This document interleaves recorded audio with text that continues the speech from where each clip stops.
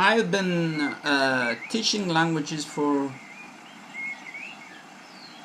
nearly 20 years, on and off, as I say.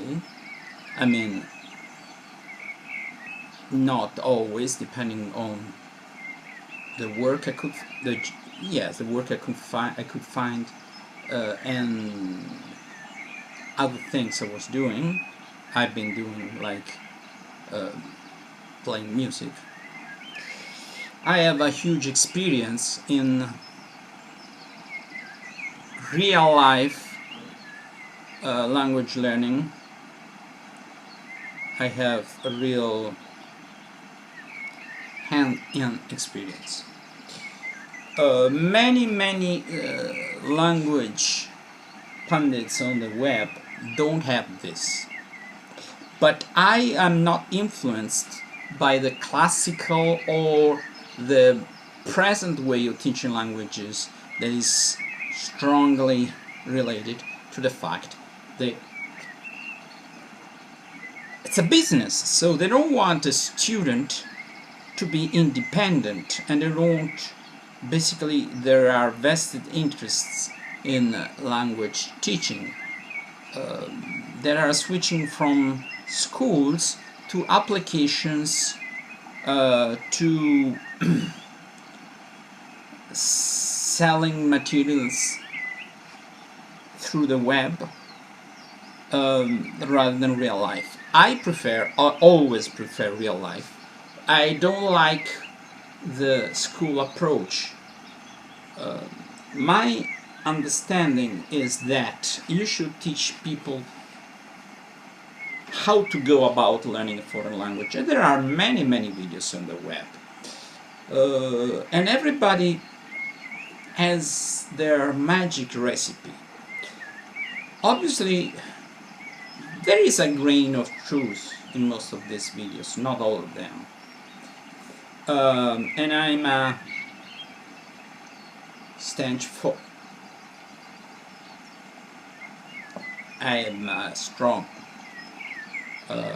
follower of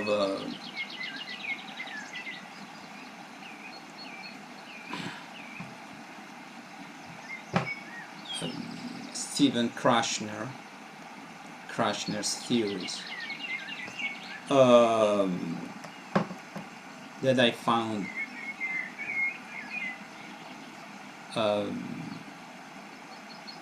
really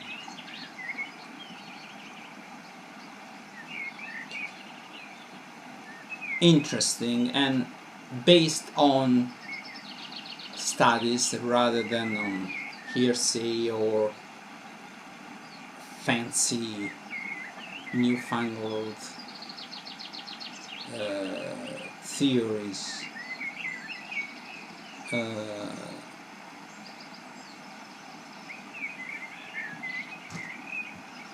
My experience is that many people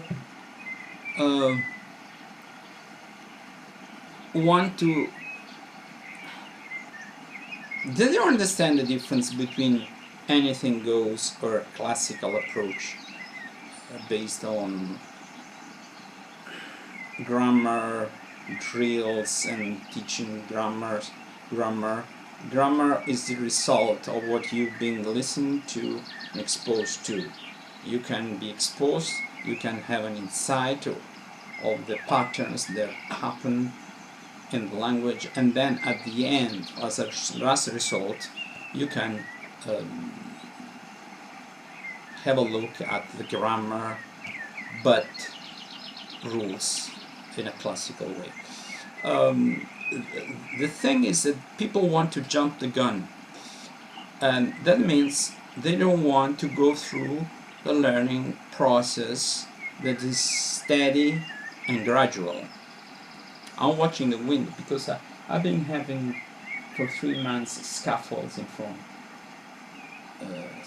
in front of my window. That's the first day that I can have light, really.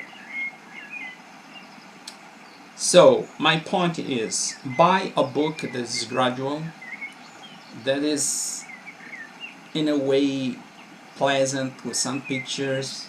Um, I am using this for the Turk. It's in French, but there's no Italian edition. I think Asimil is a good starting point. Surely there are other books. The thing I strongly recommend is go slowly.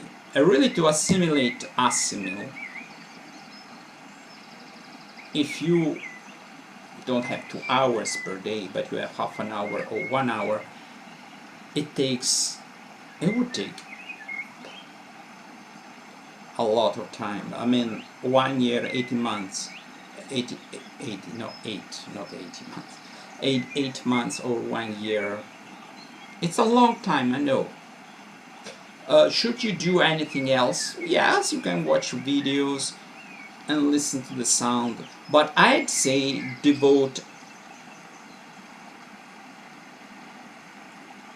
90% of the time to the book. Towards the end, you can start devoting 20-30% of the time to other activities. The important thing is to have the audio part. If you cannot understand the language when people speak, obviously this is not the real speed of Turkish. But at the beginning is normal that we go through a process, and in order to understand, the problem is that I would say that to understand real life Turkish and be able to understand 90% of what they say, it would take 4 or 5 years. Obviously, if you speak Azeri or very similar language, not. But thinking that you have to face the speed, which is fast, and a lot of words that probably you don't know. At least, okay, common everyday language it's quite easy, but listen to a conference, watching the documentary, listening to the news, and there are a lot of words you don't understand. So instead of being frustrated and not to know what to do, I'd say, I know at the beginning it's boring. With a book, I read and reread and reread, and you get the hang of it, and you quite grow to like even the process, because you know you're following a path. It's not no book is perfect. So when I'm over with this, I will go over the 2 other books, and I will just learn things that are different words, different things. But having done the basics of the Turkish language or whatever language you're learning, you would go through other material if you really absorb this. That's the point. Very fast. So having this triangulation with 1 book and 2 other books, you know that you are not treading water.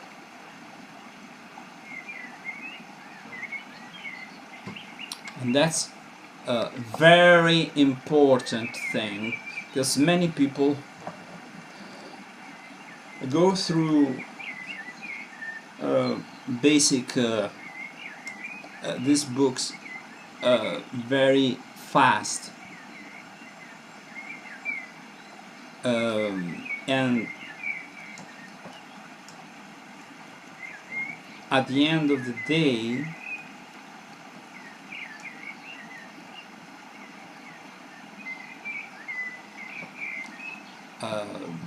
at the end of the day, well, maybe I should stop here.